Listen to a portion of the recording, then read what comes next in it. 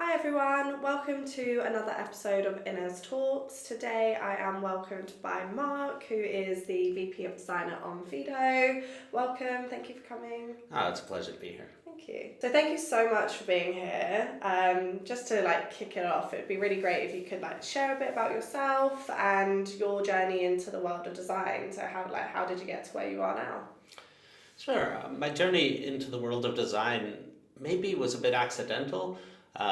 When I went to university, I was studying psychology. Towards the end of the degree journey, realized pretty quickly that I didn't want to be a psychologist, so shifted into computer science, which was a pretty big shift. Yeah. But somewhere in there, at the time, interactive multimedia was what they called designing interactive systems, and that really split the difference between the human side and the technical side.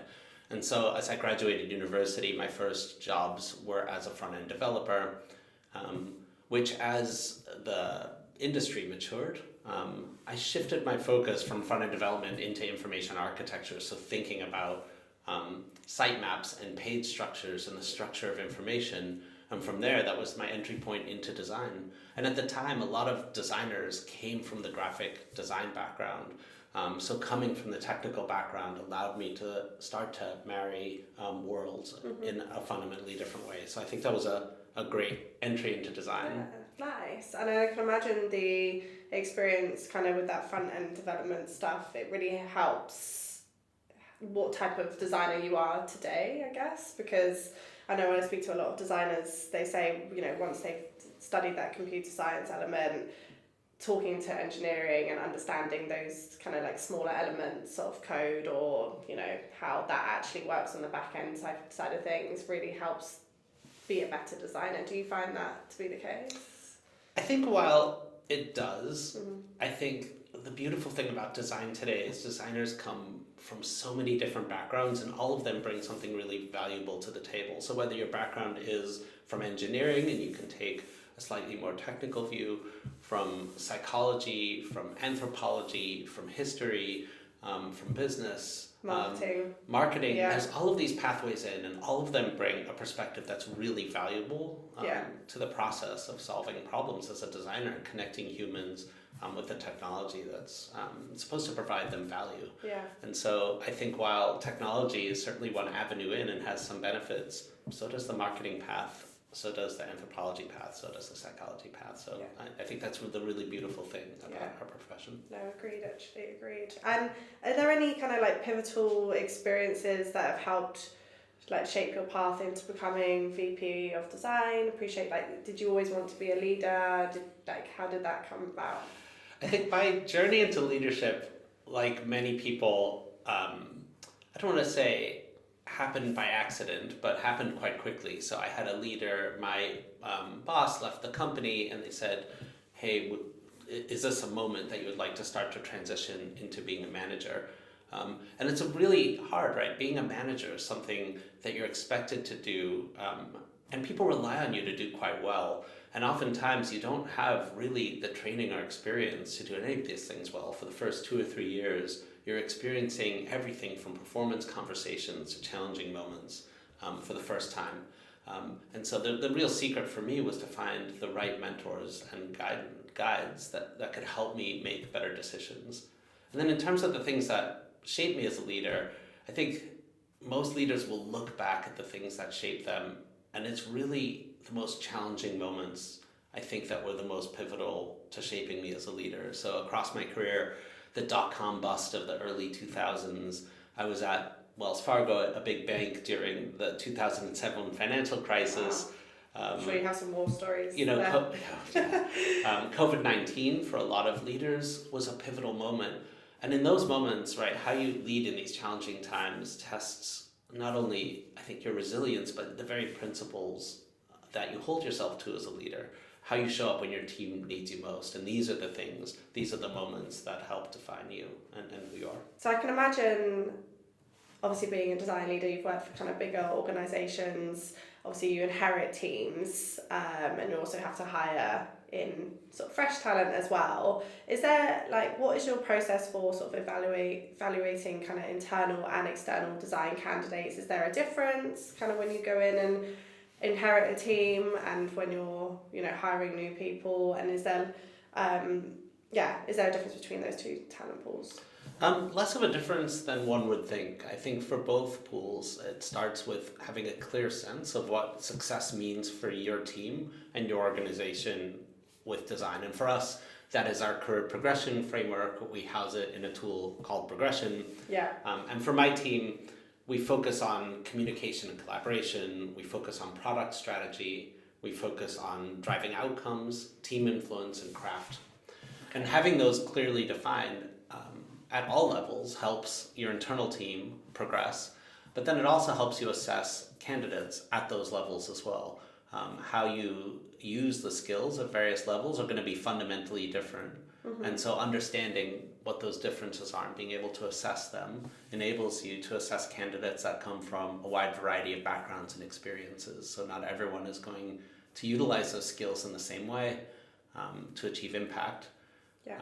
And so it's just really important to be clear on what those are and how those come to life in organizations. Yeah. So when you've kind of, got a new job or something like that, and they already obviously must have a career, well, you'd hope they have a career framework already. Is that kind of one of the first things you kind of look at as well for the team that you currently have, and sort of assess what's worked for you in the past and and do you have to almost upskill the career framework that has been put in place, or?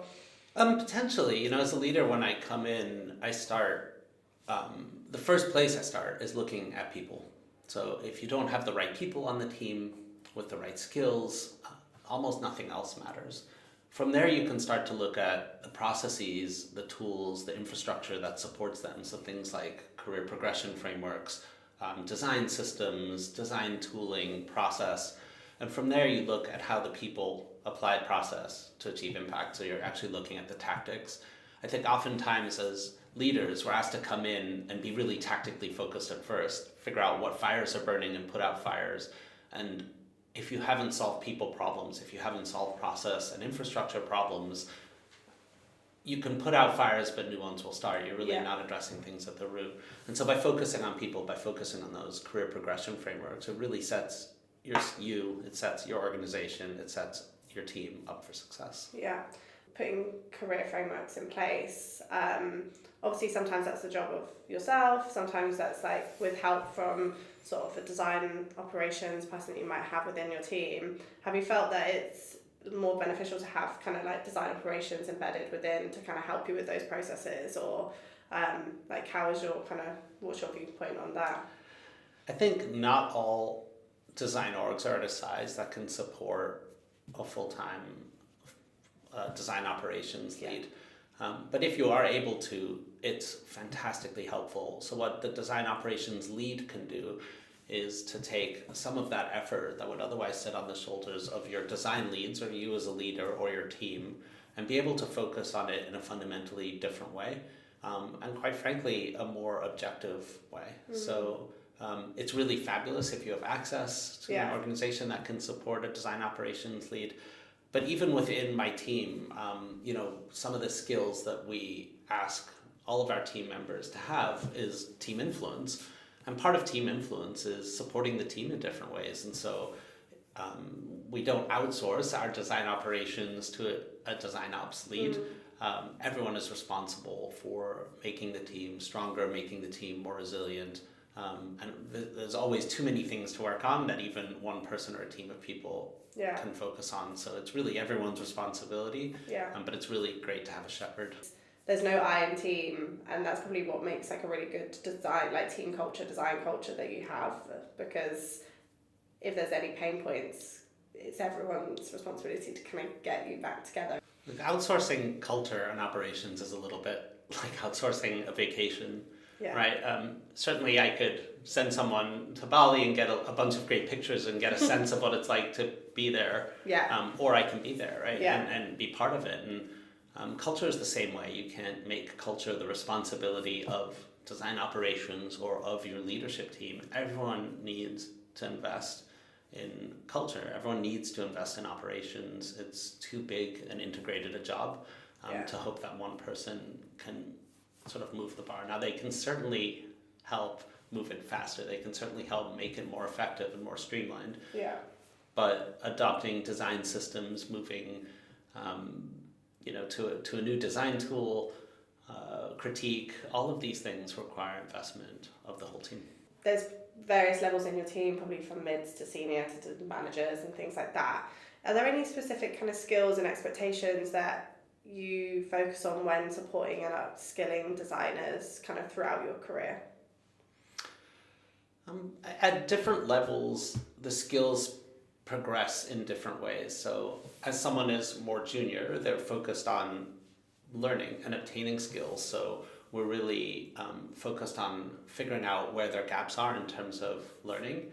As you get into mid-level, you're starting to learn, you've built skills and you're starting to apply them in different ways. And so you're looking at helping someone become more autonomous in their application of skills, so needing less direction from a manager, becoming more self-directed. As they become more senior, you're starting to look at them applying their skills to create impact outside of just projects and tasks, project teams, whole groups, and as they get more senior out into the organization. But then what starts to happen is really interesting. Instead of developing your skills linearly, so all of these skills that I talked about, wanting to upskill all of them in the same way, you start to see senior ICs start to fall into archetypes.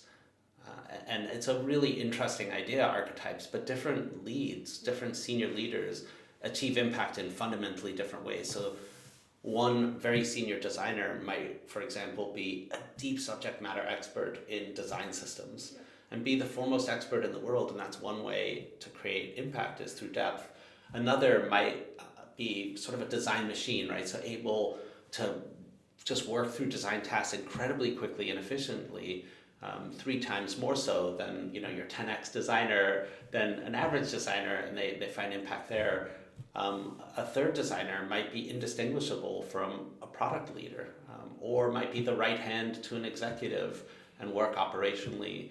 And all of these are really valid but completely different ways to be a senior leader and require totally different skills. So what you start seeing as someone gets more senior is the application of those skills becomes a little bit spikier, so less T-shaped, and you start to see people leveraging different skills. Yeah, and sometimes when you see these skills or different designers as they kind of mature into their career, and they might not know what path they want to go down, but you've kind of spotting these different designers. They might be more like suited for exec, they might be, so obviously it's going to be down to what they want to do initially, like at the end of the day, but do you kind of spot that and go, oh, they're going to be great for this, and sort of have those kind of conversations and be like, you might have not thought about it, but I think one of the challenges of lots of designers having imposter syndrome is we have the tendency to look at other designers in our orgs, other leaders in our orgs, and thinking that our path to seniority must follow the mold of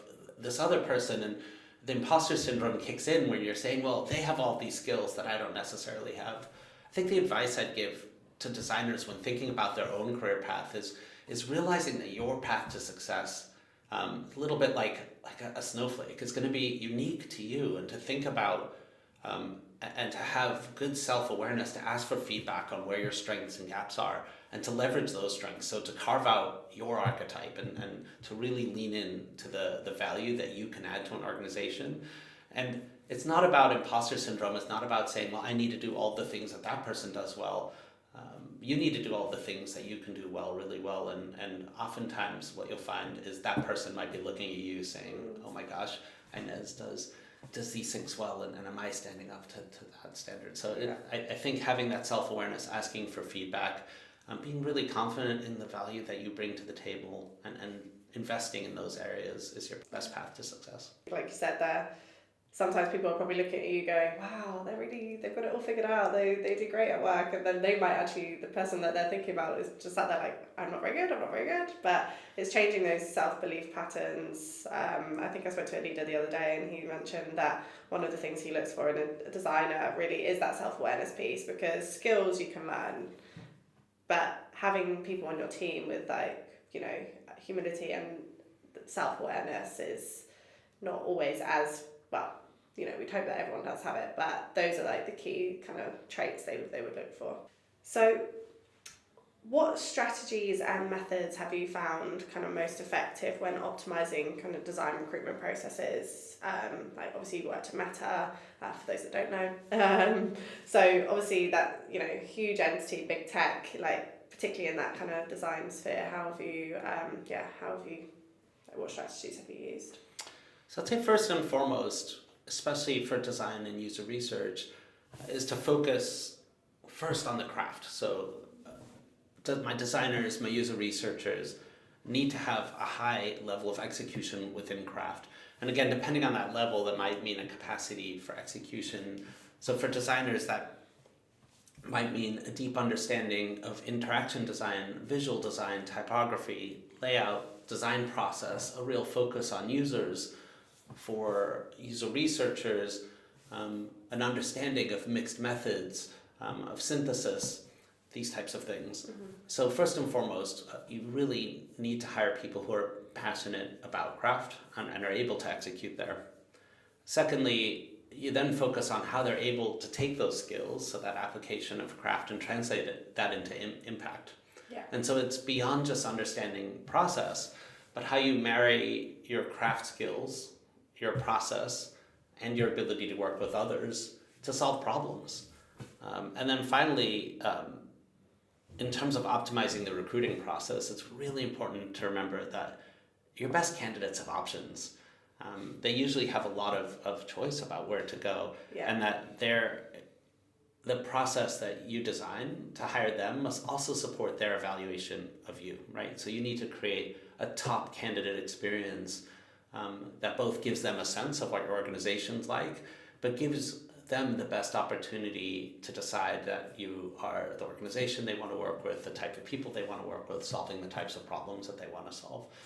So it is moving recruitment from it being sort of unidirectional, where the balance of power sits with the hiring party, to bidirectional, where there's a nice balance and sharing the experience, realizing that it's a two-way interview and a two-way decision. Yeah, definitely. I think sometimes hiring managers might forget that when they kind of get to offer stage with a candidate and they're like almost shocked that they had like extra questions, or they didn't, they want to meet more people. It's like you really have to sell your business and your proposition and your team as much as you are interviewing them as well.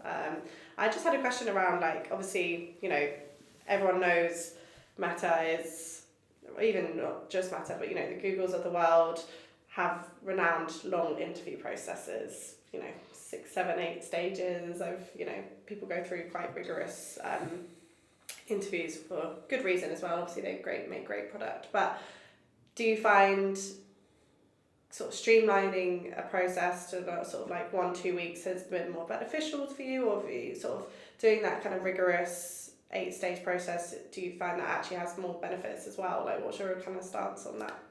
The best thing you can do is to design your process around what is going to work best for your organization. Probably the worst thing you can do, and I came from Meta, and they have a really thoughtfully designed process. Yeah. We had massive amounts of resources to analyze the various steps we were taking and whether they were working.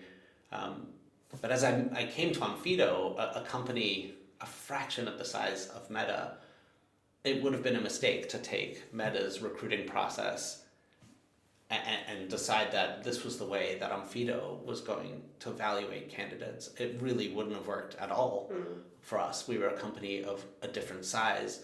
We're evaluating things in a different way. We have access to different resources. So the best thing you can do is to ask yourself what is important in terms of hiring.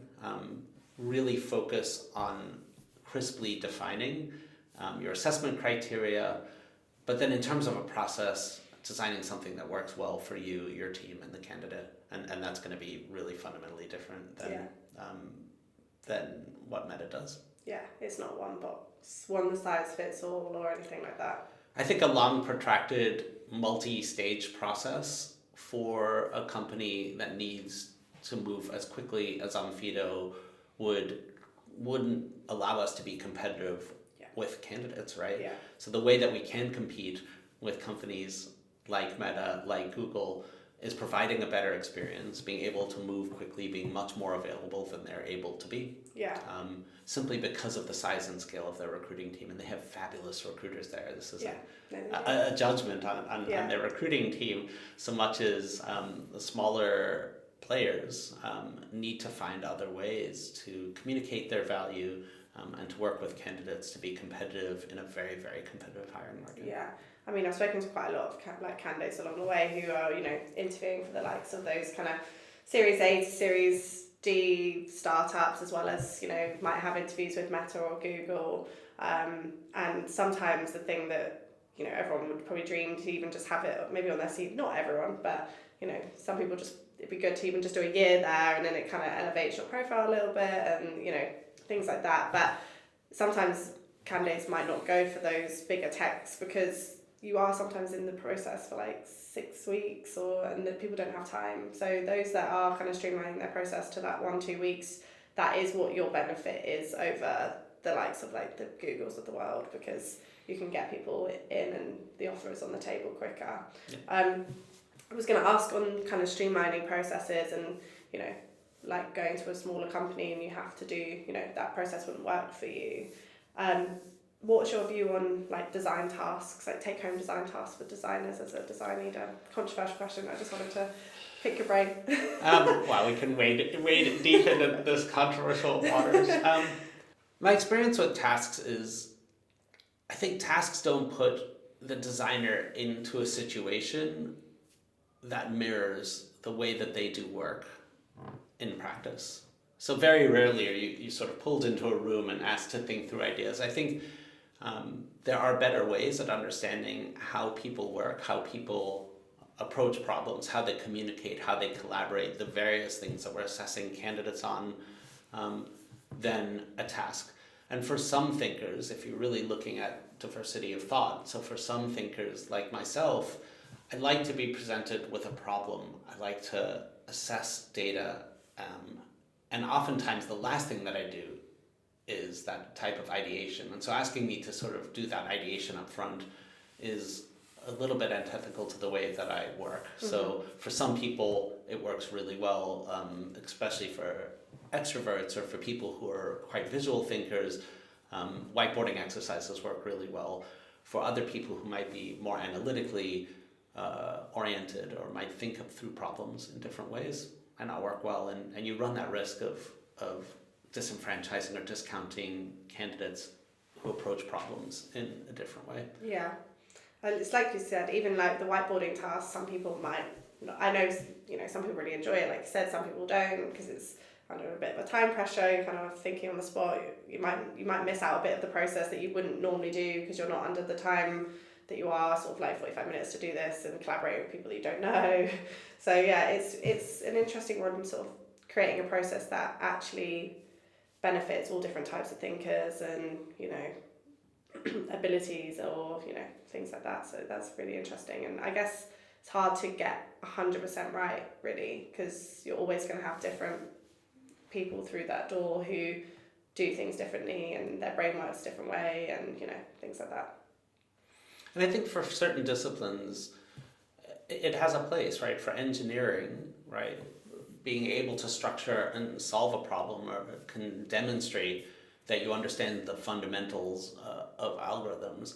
But even in those cases, I think there are other ways that you can get at that data. But I think depending on the discipline, it might have value. I know that our product management team uses these types of exercises. But for us, as far as our design hiring process goes, when I started at Onfido, we decided that the task wasn't providing the quality of signal that we needed to assess candidates. Yeah. And so we've moved on to other ways to assess that. And so we focus much more on behavioral style interviewing for more senior candidates and for more junior candidates, rather than the how did you start focusing a little bit more on the how would you type questions, but we focus on that much more than let's get up in front of a whiteboard and think through some abstract problem. How do you define like what makes a good interviewer? Is there any expectation that you think like senior leaders at sort of exec level hiring rely on without sort of like having any specific training, or yeah, what are your thoughts on that? So before I jump into what makes people great interviewers, I just wanted to observe that most people are thrown into becoming an interviewer without very much experience, right? So unless you're a senior manager or have worked at a big company like Meta or Google and interviewed hundreds of people, most managers maybe interview people 20 to 30 times a year. And you're expected to do this task at a really high level. You're expected to be very, very good at it without very much practice at all. I mean, think of how many other tasks you do professionally and you're expected to be extremely good at, but really have only done them 20 to 30 times a year. Yeah. So it's incredibly challenging and requires a lot more practice outside of the opportunities that are presented to us. We can't interview more people simply just because budgets mean we can only hire so many people. So you've got to find other ways to practice. Now, in terms of being a great interviewer, I find that it's the same qualities that make for good user researchers make for great interviewers. So an innate curiosity, a genuine desire to want to understand people, what motivates them, the problems they faced, open-mindedness. I think that the single biggest thing we have to fight in interviewing is confirmation bias, is this attraction we have to people whose skills and backgrounds look like our own, right? And so open-mindedness allows you to break out of that confirmation bias, sort of nodding vigorously when they're telling stories that feel very familiar. Instinct is another big one, really hard to train for, but the best investigators, the best user researchers start to develop an instinct over time about what stories can be dug into more, so where the richest sort of veins of information are, and can sort of break from the script to dig into that deeper and deeper when they sense that there's more signal to be gotten from a certain part of conversation. And so, that trusting that instinct, building those skills is really important to becoming a good interviewer. And so I'd say for most people who interview a lot, interview customers, interview users, interview your peers. Actually have conversations on podcasts. All of these skills help you become a better interviewer because there's often not enough time to practice. I know you touched on a point around sort of, the confirmation bias and stuff like that. I think that's what, having definitely even a diverse leadership panel for starters, and or even like a diverse interviewing panel if your leadership team hasn't quite got there yet. And so in terms of the path for training, so people ask, how can I get better? Similar to the process for improving your skills as a user researcher, right? So I would say the first thing that I would do if you want to upskill in hiring is observe someone else. So shadow someone, watch someone who's a really good interviewer, but focus on them at first. The second thing I would do is shadow and take notes. So interviewing is about being good at three things at once. The first is asking the right questions that get you to the right signal. So the second is having that conversation. And the third is taking notes while you're doing it all. So you need to learn how to juggle. And too often we're trying to do these three things at once, but focus on these skills one at a time. So shadowing allows you to focus on the question asking, then shadow while taking notes, and focus on taking effective notes in shorthand, because you're not going to be able to write them out in longhand. That allows you to get to assessment. Then reverse shadow, so focus on just the interviewing part. Ask someone to observe you and to take notes, so you can just focus on your script and asking the questions. Then move to practicing doing that while taking your own notes. Then finally, what you can start to do as you become more and more skilled is start to move away from that script a little bit more. So this is where you're starting to trust those instincts. But you're not going to really jump to that place at first, so it takes time. And so focus on these things one area at a time. And again, you can do that in interviews or interviewing users, clients. Yeah. Great advice. Because I don't think we see that enough. I put candidates in interviews weekly with hiring managers, and I don't think I see them say, someone was sitting in, they weren't saying anything though, they just were sitting in and observing, or hi Inez, do you mind if X, Y and Z sits in this interview because they're just going to shadow. I don't have that conversation enough with hiring managers who are like potentially training their team to be the next kind of interviewers in the process. So yeah, that's really interesting. I think if people maybe might feel a bit scared to ask their managers to do this maybe and think, oh, they're going to say no, or oh yeah, why would they let me sit in? But I think yeah, people should probably ask more, be open to it. How do you balance bias mitigation and like diversifying skills within a team when hiring? So the first is acknowledging that you can't escape bias, right? Bias is a natural part of all of us. It's the reason why humans are successful as animals. Bias allows us to make decisions very quickly without all of the information. It's also quite chemically controlled. So you have this amygdala response, the fight or flight response. A lot of these things are controlled by our psychology and our chemistry, right? So bias isn't something that is a negative thing necessarily, but it can have negative implications. Yeah. And so once you acknowledge that we as humans have these biases, what you really want to do is to structure your processes as much as it can to try and mitigate against the negative impact that these biases have on making great decisions about candidates. So a few of the ways that we do that is the first is to look at every step of your hiring funnel. So from the top of the funnel, where inbound candidates are coming in and having pre-screens and assessments just based on resume alone by your recruiting team. There's steps that you can take to mitigate biases there. To those initial screening conversations, every step needs to be looked at and have a conversation about what potential biases can sneak into this part of the funnel and what do we do to help just create a little bit more balance.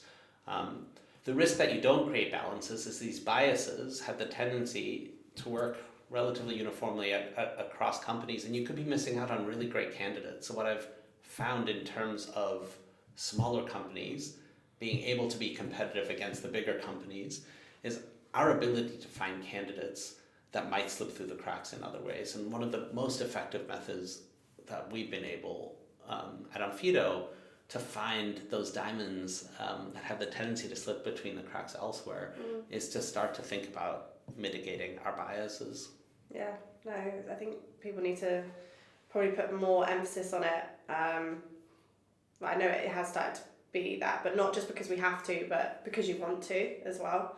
You want to have these different perspectives in the team. Yeah, so hiring, it's an interesting process, right? So when you're hiring for designers, you're both looking for someone that looks like you, that has the skills and the approach and the process that you have, but also looks different than you. So these things are opposing outcomes. And so one of the questions I love to ask in my debriefs, once we've discussed the various ways that a person meets hiring criteria, is to ask how they break the mold. What else do they bring to the table? How are they going to challenge us and the team to think about things differently or to do things differently? Right? And I love to hear when candidates or when interviewers can make a case for a candidate bringing a new perspective, challenging the foundations of our belief system in different ways, pulling us and stretching us in different directions. It really means that the team is growing and evolving over time rather than just sort of building on the sort of monolith and doing things in the same way. So I love just to hear, both to ask candidates, but within debriefs to have interviewers talk about ways that candidates bring something new, bring something different, bring something challenging and a little bit scary for us to the table. Yeah, it's interesting. So if you had someone that's like skill set was super high, but they almost fell a bit flat on that type of question, is that almost a red flag for you? I have very few actual red flags because people are so different, right? Yeah. I've done my share of hiring people that really fit into kind of the mold and the culture of a team. But I think all too often in interviewing, we see discomfort as a negative thing. So candidates that make us a little bit uncomfortable almost very quickly get discounted in a debrief. And so one of the things I'm trying to teach my interviewers and inspire others to do is be comfortable with a little bit of discomfort. Discomfort isn't necessarily a bad thing. It is often a sign that someone isn't meeting those biases, right? So that discomfort is a sign that confirmation bias is being triggered. And so you've got to dig into that a little bit. Are you uncomfortable because of a behavior that is going to be a red flag later, that is problematic, because of a lack of skills that means someone can't execute and won't be successful? Or is that discomfort coming from a place because the way that person is applying their skills feels a little bit different than what I've learned, because their processes don't align maybe with the approach that I might take to solve a problem.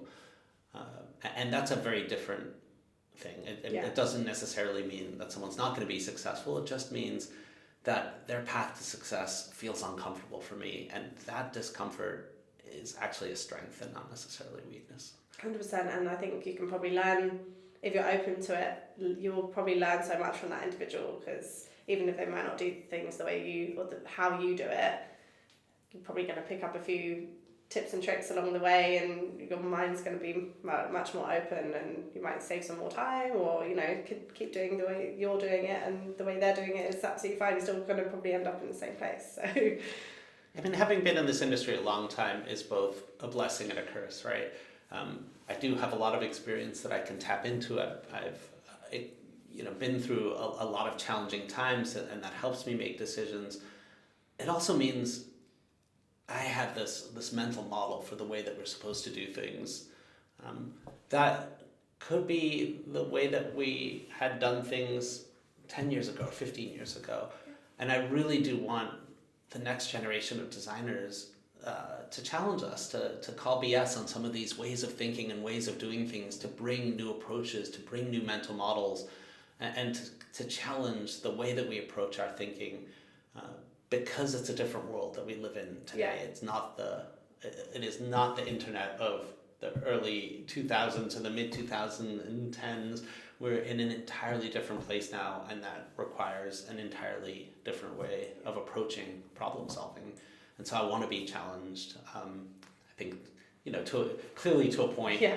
As a leader, you want to make sure that people are going to be successful in the environments in which they work, but I really do want people to come in and challenge the status quo. Yeah, I think if you look at the next generation, Gen Z of the world, even just if you look, like I said, looking at the internet, I think you probably won't find it too difficult to get challenged. I think the next generation are much more outspoken than maybe previous generations, but that's a good thing, and we probably should embrace it. That's a beautiful thing. Yeah. And if you don't embrace it, you just end up being, that generation of old people kind of yelling at clouds, talk about the way things were and how kids these days don't do things the way that they should. But the reality is times change incredibly quickly, and they change faster and faster and faster. And we approach work in a fundamentally different way than generations before us, and you need to allow subsequent sort of generations of designers to shape the way that you think about your work and do your work. Keeping on theme of kind of talking about diversity, so managing diverse teams globally can often present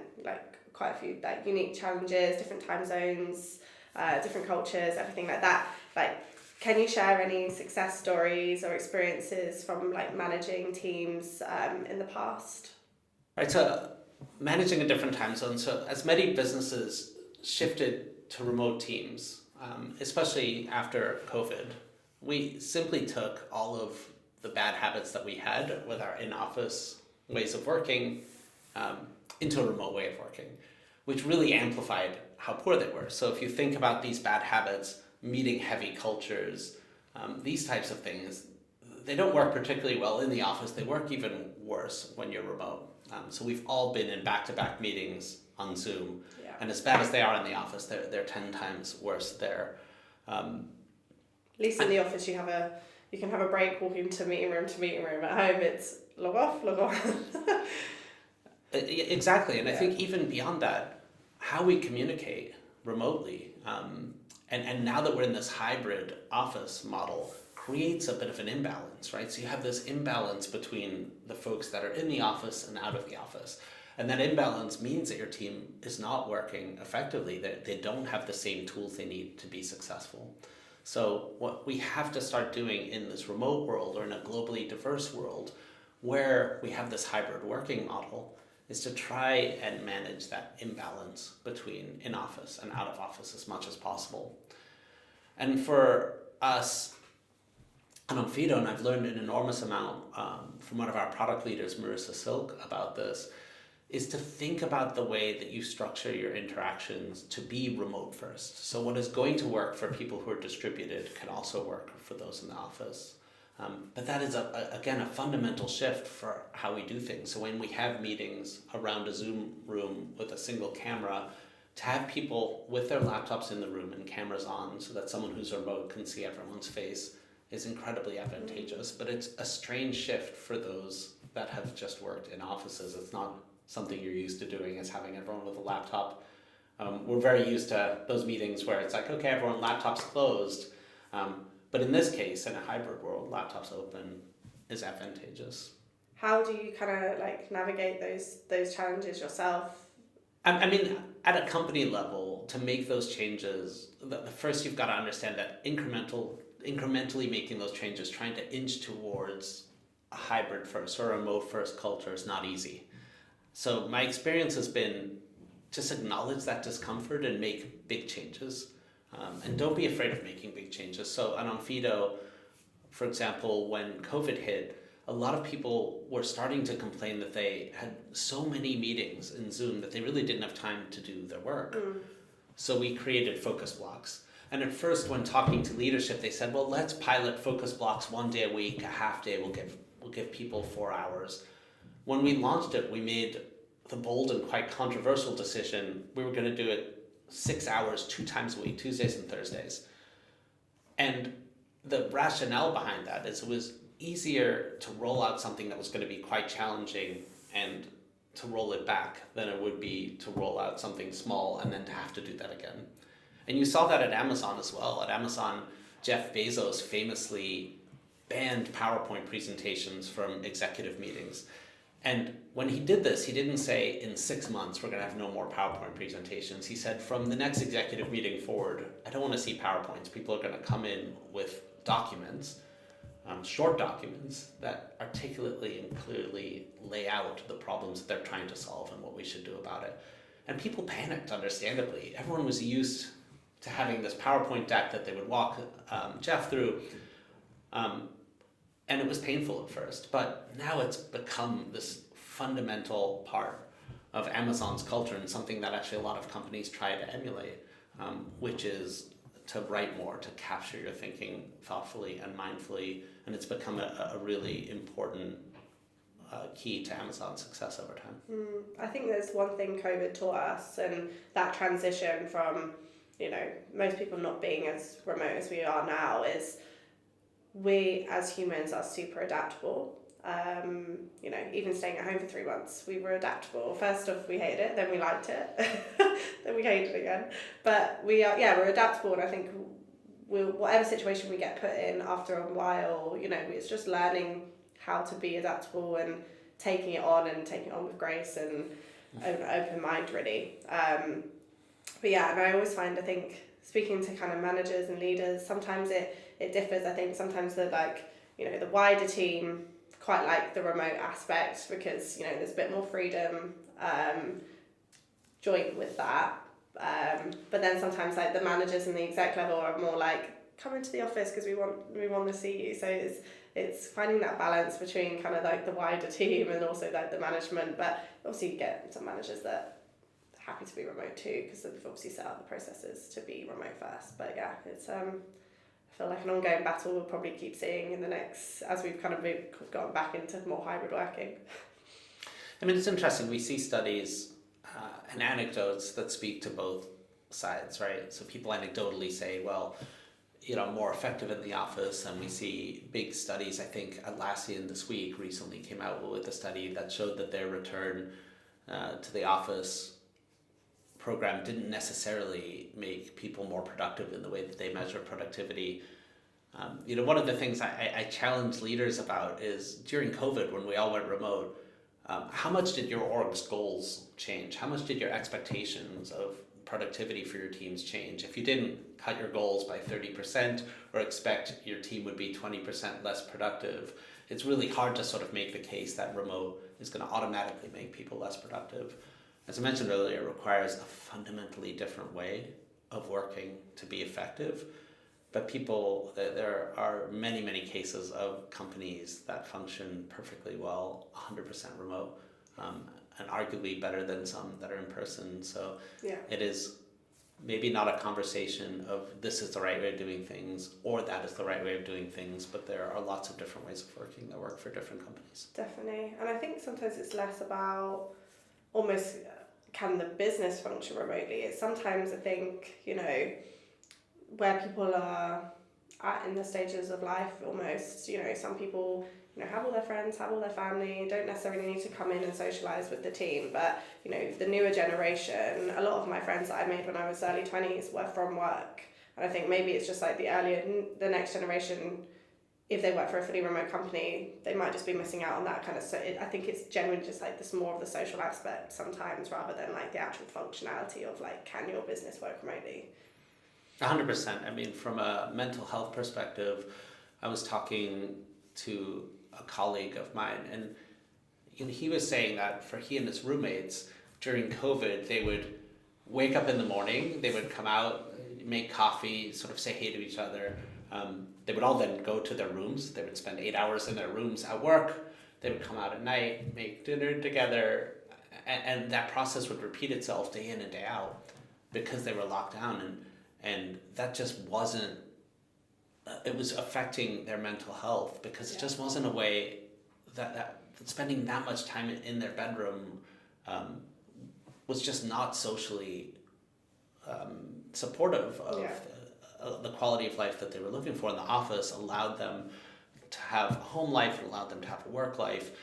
For me, in a different stage of my life, could handle that a little more easily because I don't have roommates, right? So while I might have had a family that would come in, my girls would leave in the morning to go to school and come back in the afternoon. It wasn't that the whole household had to go into their room. So everyone's life situation is quite different, and remote work affects them in very different ways. Yeah, no, I agreed. So Mark, in your opinion, what do you think makes a candidate successful in a design role or a successful product designer? So we've talked a lot about diversity, and diversity means a lot of things, but it doesn't mean we accept all types of candidates, right? So one of the first rules I have for hiring anyone is I don't hire assholes, right? We don't hire people who are fundamentally not going to be able to get along with other people or going to do their work at the cost of other people's feeling of self-worth and acceptance and these types of things. So first and foremost, for hiring anyone, I just haven't been in the habit of hiring jerks. I just don't think that they work well on teams. No. For designers specifically, and this is something that I see junior designers struggling with much more than senior designers, that the biggest piece of advice I would have is do not get too dogmatic about design. So as we're in the early stages of our career and we're learning about the design process and the way things should be done, you get into businesses which are complex environments with different priorities. So a business's priority may not only be about delivering a well-crafted and functional product. They're also going to have pressures of making clients happy and retaining revenue, of growing new revenue, of managing costs, of technical debt and complexity, of the focuses that engineers need to focus on, of what the market demands and what the marketing team is out selling to the market. And so all of these forces are going to impact what a company prioritizes. And if you become way too dogmatic about design and the process and the right way of doing things, you have the tendency to not be able to fit that work into the demands of an organization and therefore be successful. So when I look at designers, I'm looking for someone who both understands how to craft great experiences, how to understand the needs of clients, of users, translate them into an impact, but also someone with the flexibility to know when to lean in and to be dogmatic and when to be more flexible. So that flexibility is really, really important. So Mark, it'd be great if you were able to kind of sort of take me on a journey and elaborate on like the kind of necessary steps that you think like are required to build really like accessible and inclusive products. So I think first and foremost, don't necessarily think of building accessible software as a project, as something that has a beginning and a middle and an end. Accessibility is going to be a continuous journey of learning and improvement. And the reason for this is humans have a range of different abilities, and they use a number of different technologies to access the internet. And as you test with different people, you're going to continuously learn, observe gaps in your software's ability to help them access products and services that you'll have to continuously improve. Every time you release software, it will need to be tested. So what you're trying to do with building accessible software is essentially to just build the capability and the program within your company to make it just part of your DNA, to make it part of the way that you build great software. And so what lies at the center of this for most companies is the WCAG guidelines. So the Web Content Accessibility Group has guidelines that specify and help you make decisions about what accessibility is. And these guidelines, again, are not a target, but maybe a floor. So they're the starting point to building accessible software that will help you ensure that you're thinking about things through the right lenses, but they're not going to guarantee that what you build is usable. So the only way to do that is the third piece, which is to test. So to find a partner that works ethically with people with disabilities and can use different people with different disabilities or abilities to test your software to give you feedback to help you improve.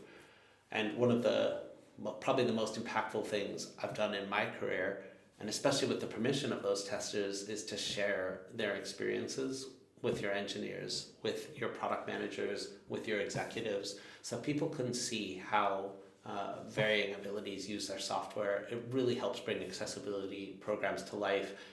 And on Fido, where we've come an incredibly long way in terms of making our product accessible, has really given the company a sense of well-earned pride for the investment that we've put into this, being able to start from a place where we could see people struggle using our software to a place where we're seeing lots of people with lots of different abilities able to use our software, has been not only deeply fulfilling, but really helps exemplify our mission to bringing identity to everyone.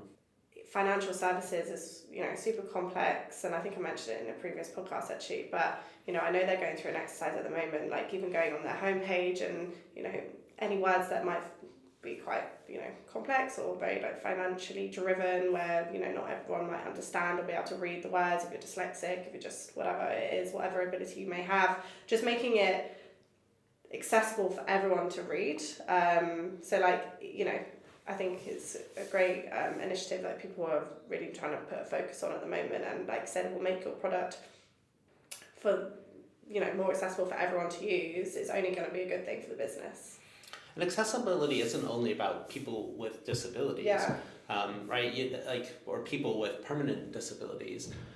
You could have sprained a wrist or hurt a thumb or have something a little bit more temporary. You may not have your glasses with you, right? And need to increase the font size on your phone, which happens to me all the time. I need reading glasses, but if I don't have them, I might use the accessibility features on my phone, even though I wouldn't consider myself a person with disabilities. So it really helps improve the experience for everyone.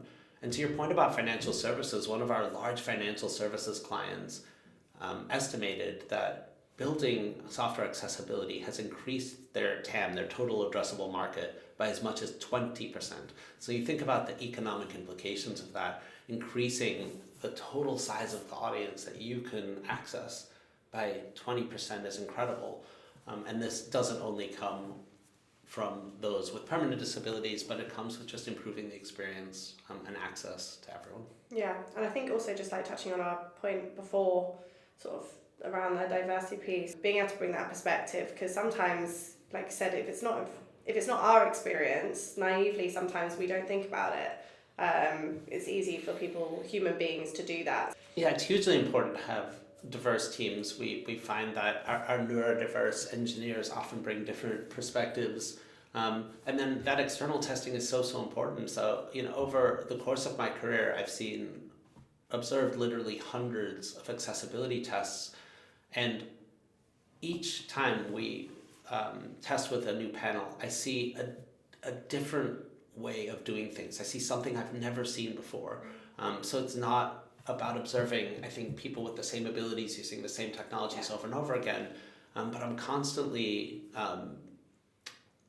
I'm constantly amazed that even with all this observation that I've done, that you consistently find new things that you'd never seen before, new areas of opportunity to improve things, new ways to think about the products that you're building. So it's sort of deeply interesting. So again, that advice to think of it as this process of just continuous learning and continuous improvement is beautiful. Who doesn't want to continuously make their product more effective and better? It's such a lovely philosophy to have if your company prioritizes building great product and building the top crafted products in the industry. As a design leader, how do you go about building a strong design culture? So strong design culture for me starts with building an environment with high psychological safety. So this means creating a space where individuals trust each other to act with positive intent and feel comfortable bringing their genuine selves into the conversation. And trust is a hard thing to manufacture, right? You can't, it requires everyone on the team to give a little bit of themselves, and to put themselves a little bit at risk, right? But that trust is really important. That psychological safety is very important. I have very, very little tolerance, as I mentioned earlier, for people that don't create an environment of psychological safety. But I'm really focused on ensuring that everyone on the team feels like they have a voice that means something. And once you have that psychological safety, then you can start to build a culture around delivering feedback. And for us, this comes in a few forms. It comes in delivering feedback around how someone is performing and helping them see the blind spots in the way that they're acting and the way how they're delivering impact.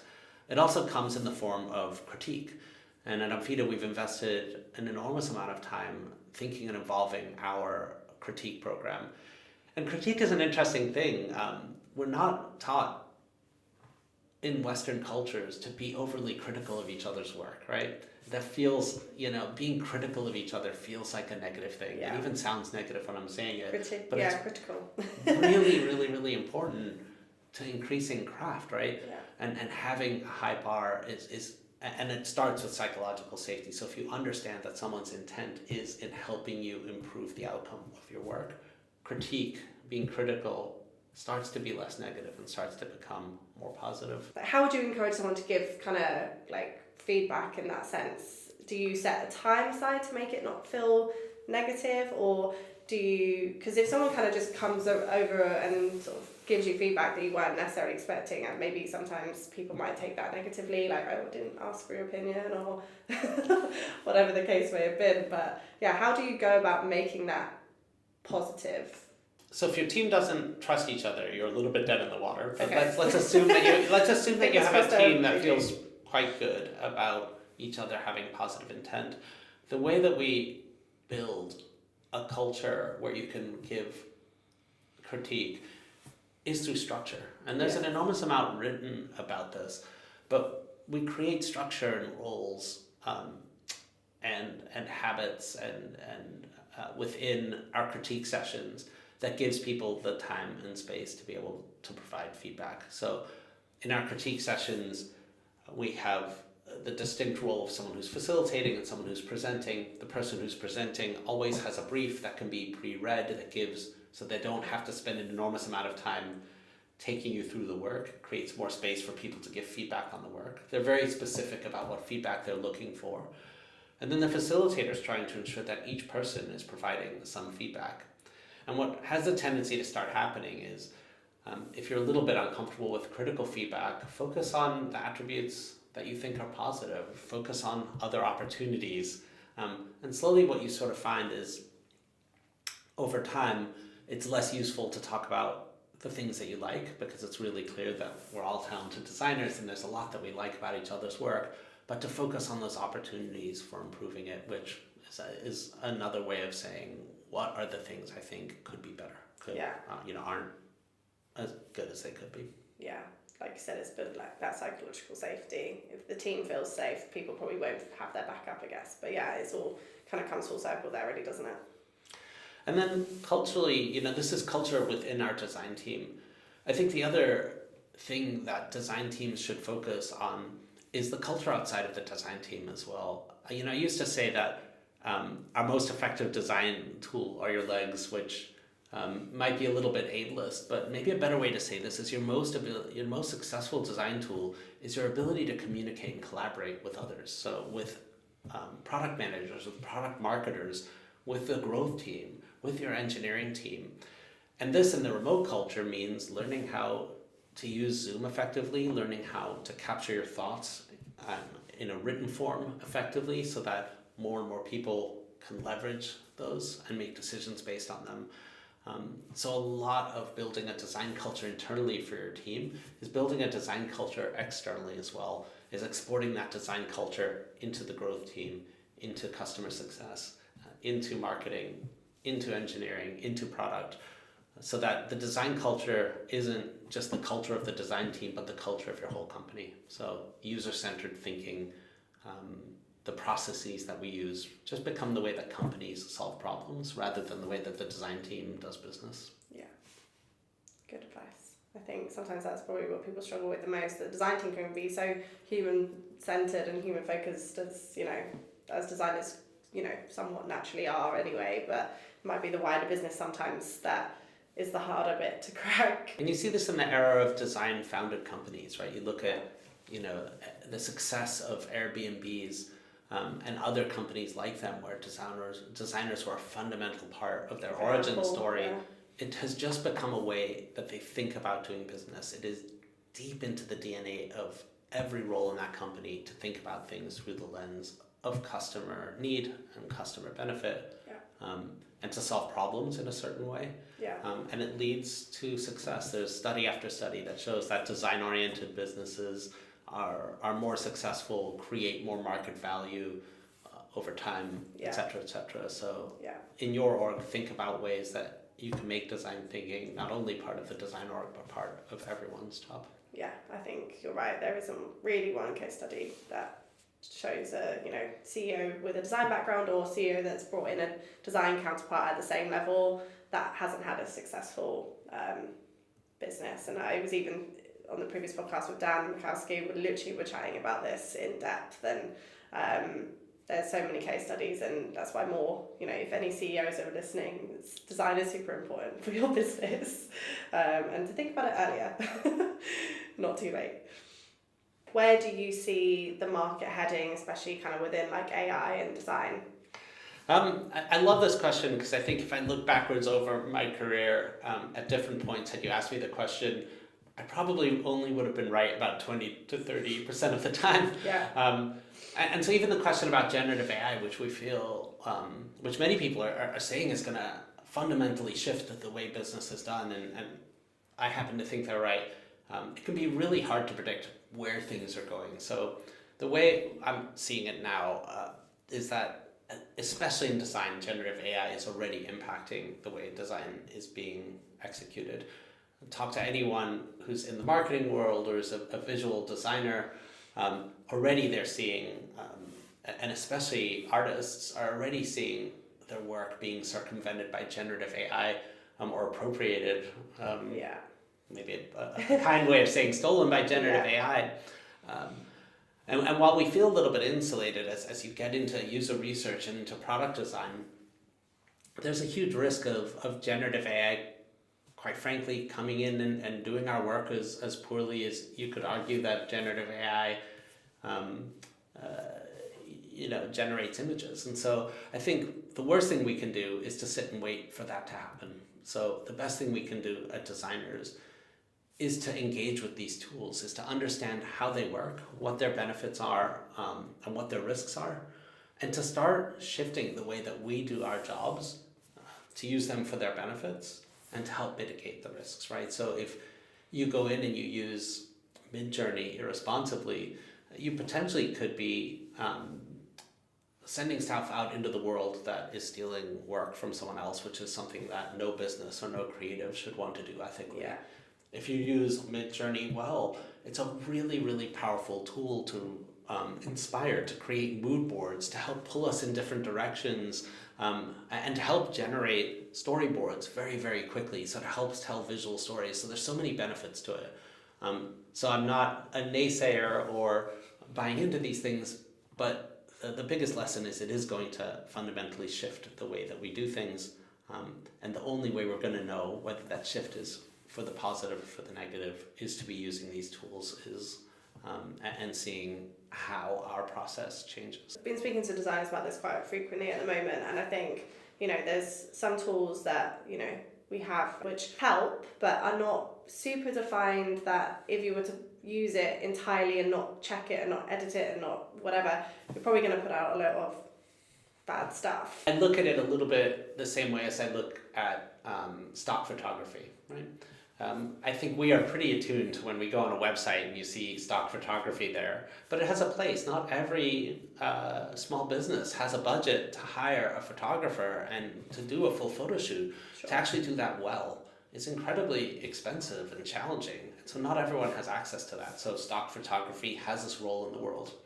But we as designers can be attuned to the difference in quality between someone who just pulls from stock photography and someone who can go out and produce a photo shoot.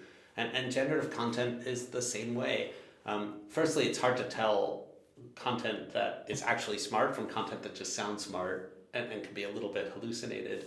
But I'm already attuned. I can already read articles where you're just like, that is generated. And I look at them the same way as I look at stock photography. Is It doesn't have value or provide me value in the same way that it would if I knew someone was writing it. So brands are running the risk of their content having the opposite effect, which is disenfranchising me, is telling a brand story that they don't want to tell about their level of craft and what they want to contribute to the intellectual conversation. If what you want to contribute intellectually is stock photography, great, but that's not always the brand message I think most brands intend to put out. I think that's a good point. I use generative ChatGPT all of the time. It's a really great way for me to start brainstorming conversations and to give myself a head start, to break that writer's block where you're just staring at a blank page. Am I going to use it to write content, to come up with ideas, novel ideas? Am I going to use it to express my own opinions? Definitely not. But there are ways that you can use it in your design process that's incredibly powerful. For example, we're running a series of workshops, and generative AI, especially specifically trained models, there are models now trained to help generate seed questions for brainstorming. Yeah. And they've been really, really helpful. It's generated questions and perspectives that I probably wouldn't have gotten to myself. So it has been helpful in moving us forward quite quickly. So this is a question I ask majority everyone that comes on the podcast. So there'll probably be an ongoing theme for listeners that are regular to the Inez talks. But kind of looking back at your career, is there any advice you would give to your younger self and those that are like aspiring to kind of climb the ladder in their career and potentially move into design leadership? So I'll start with a piece of advice I probably wouldn't give to my younger self, but I'd give to aspiring designers today. And only because my younger self came up in design at a time where we were really just learning how to deliver products in the internet. Yeah. Whereas today you have sort of this history before you. And the thing I would say to designers is both study what people who've come before you have learned about delivering great products and services. There's fabulous resources at your disposal that I didn't necessarily have because we've learned an enormous amount about how to conduct user research, about information architecture, about design process, about service design. And then the conflicting piece of advice is don't assume that any of that is the way that you need to do things, right? So be confident enough to challenge those conventions, to challenge that status quo, to approach things differently, to reinvent your practice to support your lived experience, the way that you see the world and the way that you use the world. So don't assume that any of that is necessarily right. Don't assume it is automatically wrong either. But you younger designers, the generations that are coming after us, are experiencing and interacting with the world and thinking about it in a fundamentally different way than those that came before them are. So be confident that that has value as well, and that needs your voice, and needs your voice to be confident in a way. And then, but the advice I give to myself, to answer your original question, is to give myself and others more grace. I think throughout my career, I had the tendency to be quite hard on myself. I was pushing myself to do more, to learn more, to accomplish more. The sense that others were doing things better, that imposter syndrome, where you never feel like you're quite qualified enough, forced me or led to me being quite hard on myself. So look, be kind to yourself, give yourself grace, realize that you are where you are because of the knowledge that you have, the value that you bring to the table. So the biggest piece of advice I'd give to myself is to be kind to that person, be kind to those around you, and from that place of grace and kindness, I think we can build beautiful things. Amazing, and I totally agree. I think that's a beautiful piece of advice. Mark, thanks so much for coming in today. I love having these conversations, and this one was just as good as all the others that I've had. So honestly, I learn so much every time I speak to yourself and design leaders in general. So thank you so much. That's been a pleasure. It's been nice chatting. If you've enjoyed what you've listened to today, then please subscribe, and we'll see you again for the next episode of the Inez Talks.